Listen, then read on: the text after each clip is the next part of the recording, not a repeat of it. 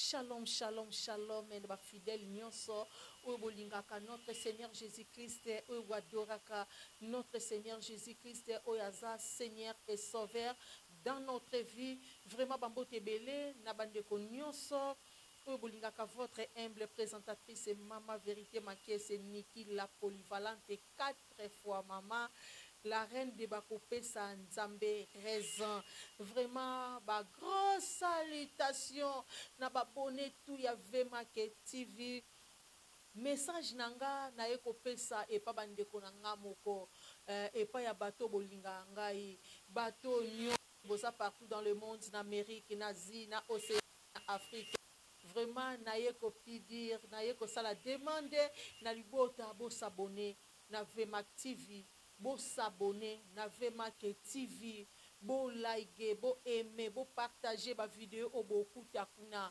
Na ngambo kuna place to fan bandeko na biso, bazaka na vitesse pe rapidité. Tant ba moni ndeko na banga poster loko. Omona bango bazo partager, bazo aimer. Mais na ngambo na biso boye, omona ndeko atie loko bo zaper, bo leka. Vraiment abonnement na yo et que ça langa bien pe kolo akotombwana. Pona kati ya Vema TV tozaka na 100% bonzambe. Tozana émission ya 100% bonzambe, bisika pito yambela kabino basale ya nzambe. To yambela kabino bampaka ya suka mboka. Vraiment bo s'abonner. Deuxième message nanga, Vema ke production, maison audiovisuelle. Vema ke production, maison audiovisuelle. Azo ça la production na misala nyonso oeza ko précisa audiovisuel loko la vidéo mutu nyonso za partout ozolanda message nanga oza na posa to rendre yo un bon service na occasion ya mariage, anniversaire, day, clip, vidéo clip, ya film, théâtre, to rendre yo un bon service na croisade, conférence, nyonso.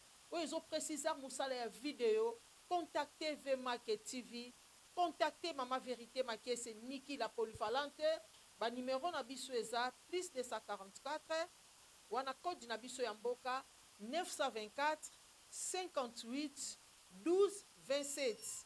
WhatsApp moussus eza 945 831 857. Wana soko bengi directement yambi yemoko Maman Vérité Makie, c'est Niki la polyvalente. Vraiment nakoki kobosana te ko remercier bandeko baza bapui ya musala ya Maman Vérité bato yo bozo soutenir nga na prière na bino na ba conseil na ba critique et puis finance na bino ezo sunganga surtout na ba critique ezo sanga bien. Dernièrement na lataki elamba moko na zwaki ba pele ya batu nazaki na musamoro na aéroport na biso ya 4 février en Angola na Luanda. Vraiment na zwaki ba pele ya ba maman nanga ba servante de Dieu, ya ba papa nanga ba serviteur de Dieu, ba lobi en tout cas elamba wano lataki. Non, ça ne se tient pas. Na ndenge na niveau.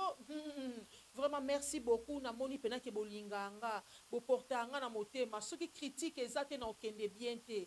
Ceux qui critiquent ezate na musala Maman Vérité na ko okende boye lokola serpent. Mais ceux qui critiquent eza ngape naza ko accepter ba critique wana nazo améliorer façon bino bolingi na lata na olata façon bolingi na loba na loba. Vraiment esa bien pe nkolo Yesu akotombwana nazo dédier ba maman na ngai, ma mère, maman na ngai, maman na ngai spirituelle, maman na ngai zape o aso encadrer ngai malamu, maman Rakiel Blessing Christovan matumona elongo na papa na ngai Christovan bisika boza na Europe bambote belé. Nazo dédié les disciples de Jésus-Christ.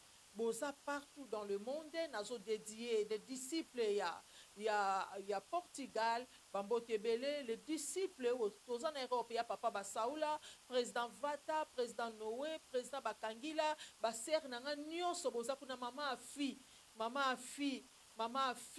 Tia. Bambote belé, tant on a mon belle vie, nazo mon maman fille, vraiment bambote belé, mbote nanga na Evembo Petit, la fille de mon père Boen Chikou de longue date vient voir Sali des Nations. Bambote belé nazo dédié en Amérique, Junior Fondé Malanda Mukulumpa. Vraiment merci pour na soutien na yo, aide na yo, na Moussala Vema TV, na bio dédié lui sous Magie Aruna. Magie Aruna yaza partenaire ya Vema ke production. Merci pour na soutien na yo financier, na ba conseil na yo pour que Moussala Nanga ait avancé et kende de l'avant et traverser ma frontière. Merci beaucoup na papa JP Pembe le visor na kati ya Wambo. Aide na yo elekebele na Moussala JP Pembe le visor na kati ya Wambo na marché Mercado. Yende penza yebi masolo ya téléphone ba display visor nyonso vraiment ba bote ebele penza mbe alola atombola Moussala na yo.